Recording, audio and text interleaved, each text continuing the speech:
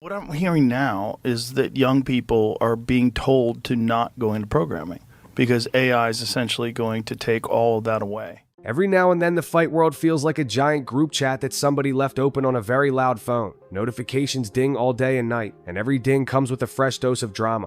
One day, people are laughing because a famous podcaster, Joe Rogan, got fooled by computer-made video. The next day, coaches are shaking their heads, worried that if Khamzat Chimaev actually wins the middleweight belt, he might not defend it for ages. Then, in what feels like the very next breath, welterweight contender Sean Brady raises his hand and says he will wait all the way until Madison Square Garden if that is what it takes to meet the unbeaten Shavkat Rakhmonov. All these stories pile up, tumble over one another, and roll downhill like a big snowball, scooping up rumors, schedule changes, hurt feelings, and even a wild idea to fight on the White House lawn. What do you think, guys? How I done with this guy, Rob? How he done? Rob took him down. So if Rob took him down, so there is salam alaikum.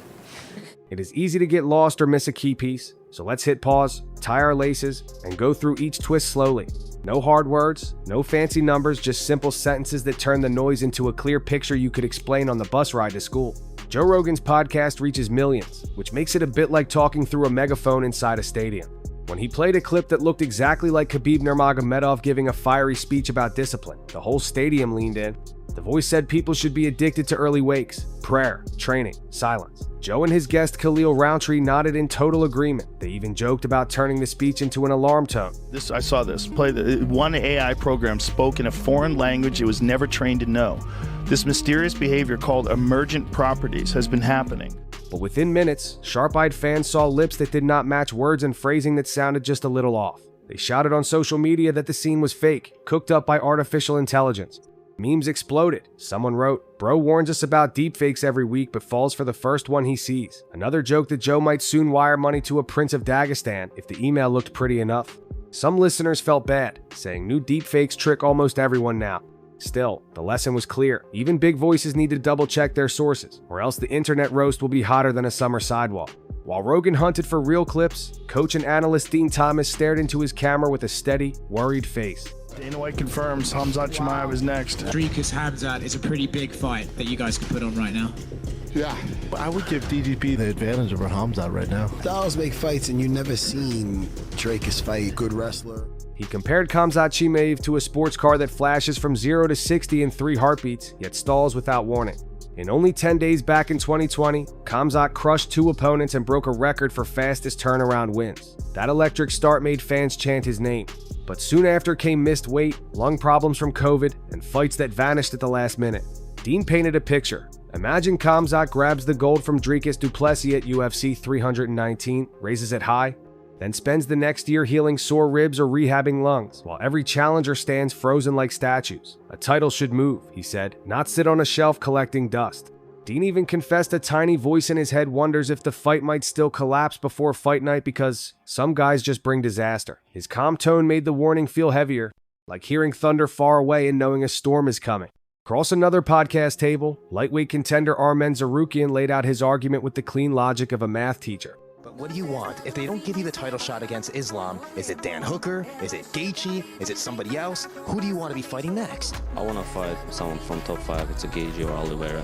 Gaethje wants to fight for the title. It makes sense to fight with me because nobody gonna give him title fight. It's not gonna be fair that he's gonna get title fight. So he gotta beat me or Oliveira to get the title fight. Justin Gaethje, he explained, owns a legendary highlight reel, but recent numbers still matter. Yes, Gaethje beat Rafael Fiziev, yet Fiziev was ranked outside the top 10. Yes, Gaethje always brings a war, but not long ago he was stopped by Max Holloway on short notice. Armen's own path has included wrestling battles with Islam Makhachev and other top sharks, and each time opponents duck him, calling him high risk, low reward. So Armen offered Gaethje a simple trade: fight me for the #1 spot. Winner walks straight to a title shot. No trash talk, no broken promises, just fists, elbows, and fair ranking math.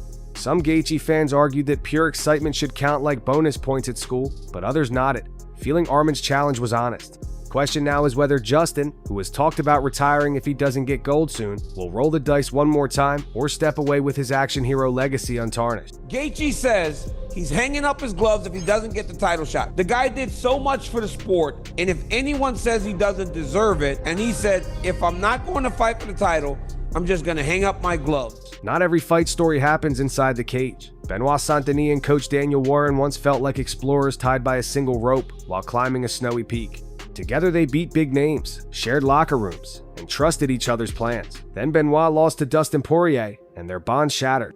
Warren went on a French podcast and said their split was purely about money, claiming Benoit tried to slash his pay and then dumped him with a simple text. That version painted Benoit as cold. But Benoit's teammate, Brave CF champ Amin Ayoub, fired back on Instagram. He said Warren demanded extra cash just 7 days before a fight and threatened not to corner Benoit unless he got it. In that telling, the coach looked greedy. Fans read two stories like twin mirror images and could not decide which one showed the real face. All they knew was the rope had snapped, and no quick knot could tie it back together. Benoit now works with new trainers, while Warren guides other athletes, each man convinced he owns the true memory of what went wrong. Yeah, I mean, if you go back and watch that fight, it was a very competitive fight until it wasn't. I got caught with a punch that I didn't get dropped, I wasn't knocked out, I should have thrown back, and in that moment, I quit on myself, and that would never happen again, and that's the difference between Sean Brady of 2022 in October and Sean Brady of today. Sean Brady, fresh from a sweaty workout, talked into his microphone with the speed of someone who knows gym clocks never stop. The welterweight ladder is crowded, he said, but strangely jammed at the top. Champion Islam Makhachev is poking at 170. Kamaru Usman and Bilal Muhammad may fight each other. Top spots feel taken. Unbeaten Shavkat Rakhmonov, sitting at 18 wins and 0 losses, is the scariest free square on the board. Sean could chase easier fights, but he believes greatness never grows from easy soil. So he offered a date, Madison Square Garden in November, on the same night another title might be on the line. He pictured the bright lights, the echoing chants, and the winner stepping out as the true #1 contender. Fans loved the courage, cutting highlight clips of Sean's tight arm triangles next to Shavkat's slick chokes. The internet buzzed like a beehive, hoping matchmakers were listening. For now, all Sean can do is train, stay healthy, and trust that his loud but respectful challenge lands on the right desk. I mean, I don't make those calls, the UFC does, but I think if you look at the people I've been beating versus Shavkat, I think I have a pretty good Gilbert Burns and Leon Edwards, my last two versus his last two. I think his were Wonder Boy and Ian Gary, so I mean, I got a nice little record. Real life, however, writes its own fight cards. Just days after Brady's call-out, grim news came from Central Asia. Shavkat's wife and young son were in a serious car crash. 2 family friends in the vehicle passed away. Shavkat rushed to the hospital, standing by beds that beeped softly in the night. Suddenly, weight cut charts, sparring schedules, and MSG posters felt smaller than a pebble. Fans who had been arguing about reach advantage switched to sending prayers written in Kazakh, English, and heart-shaped emojis. Sean Brady posted that he would wait as long as needed. Other fighters chimed in with messages of support. In a sport built on toughness, everyone was reminded that toughness comes in many forms, like holding back tears so your child sees steady eyes. When Shavkat finally returns, the cheers will ring louder, because the crowd will honor not just a flawless record, but a painful chapter survived outside the cage. Jorge Masvidal, who once said he was done with the sport, picked up a phone again and dialed attention like a radio station. In an interview, he announced a wild plan: fight Colby Covington on the 4th of July at the White House. He claimed he could call former President Donald Trump for help, since Trump once thanked him for rallying Miami voters. Masvidal painted a picture of fireworks popping overhead, American flags waving, and 2 sworn enemies settling scores on the South Lawn. It sounded half like a joke, half like the biggest pay-per-view pitch ever. Colby, known for his own red hat politics, stayed quiet at first. Up-and-comer Gabriel Bonfim quickly jumped in, offering to fight either man if Colby passed. Whether government staff will allow an octagon near rose bushes is a different question, but fans already imagine historic photos, gloves raised in front of the Oval Office's glowing windows. Even if the event never gets signed, Masvidal once again proved that he can turn a single sentence into headlines across every sports site by sunrise. While cameras chased bold ideas, the UFC schedule board spun like a busy airport screen. Flyweight contender Amir Albazi posted that medical staff refused to clear him for his 2nd of August bout, even after a full camp. On that same card, South Korean prospect Yoon Sung Park withdrew, so former title challenger Steve Urcheg steps in against Ode Osborne, who recently snapped his losing streak.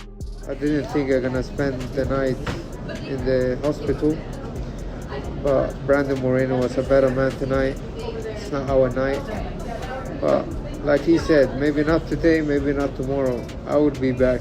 I would be back better than this. Thank you guys for all the support. Welterweight veteran Gilbert Burns told reporters he is easing through concussion protocol and hopes to return in December or January against Daniel Rodriguez. Across the ocean, light heavyweight Dominic Reyes will headline the Perth event in September against quick kicker Carlos Ulberg. Former champ Robert Whittaker, once permanent top 5, slid to number 8 after Renat de Ridder's upset win. In the middle of all these real moves, a fake Renat de Ridder Twitter account tricked reporters by calling out Paulo Costa. Even Costa replied before manager Ali Abdelaziz yelled, "Fake." Journalists scrambled to erase articles, proving a blue check and a spicy quote can still fool almost everyone when news travels faster than fact-checking. Outside the cage, safety rules and respect issues made new waves. Commentator John Anik, who studies fights like a teacher grades essays, watched Muhammad Yahya get knocked down 6 times before doctors ended the bout between rounds. On his podcast, Anik asked why referee Jason Herzog, usually praised for sharp calls, waited so long. He reminded listeners that every knockdown rattles the brain, and a rally win never justifies long-term damage. Herzog has not answered yet, but he has admitted mistakes before, so fans expect some response. Across the Pacific, lightweight slugger Dan Hooker felt a different sting. The UFC canceled his tickets to UFC 317 after he skipped a media event scheduled for 3 a.m. New Zealand time. Hooker had flown 12 hours to support teammate Kai Kara France. Losing seats felt like a slap from an organization he has bled for. He told Submission Radio he will not break bones for a company that scratches his name so easily. Both stories share one theme. Behind bright lights and big paychecks, fighters and officials are still people who want fairness and basic respect from the sport they pour their lives into. We circle back to where everything started, the noisy group chat that never sleeps. Joe Rogan's deepfake slip reminds us to check sources twice. Dean Thomas's worries about Khamzat show that winning the belt is only half the job, keeping it active matters just as much. Arman Tsarukyan's clean challenge proves that numbers can speak louder than smack talk. The St. Denis Wyron breakup warns how money can twist loyalty. Sean Brady's brave call-out and his wait-and-see respect after Shavkat's family accident reveal the layered heart of the fight game. Jorge Masvidal's White House dream, the blizzard of true and fake scheduling news, and debates over stoppages and canceled tickets all blend into one huge portrait. Mixed martial arts is more than punches. It is promises kept, dreams delayed, lessons learned, and sometimes laughter over one small video that turned out to be unreal. Keep these stories handy, like trading cards in your backpack, because by tomorrow morning a fresh batch of dings will light up the phone, and the snowball will start rolling all over again.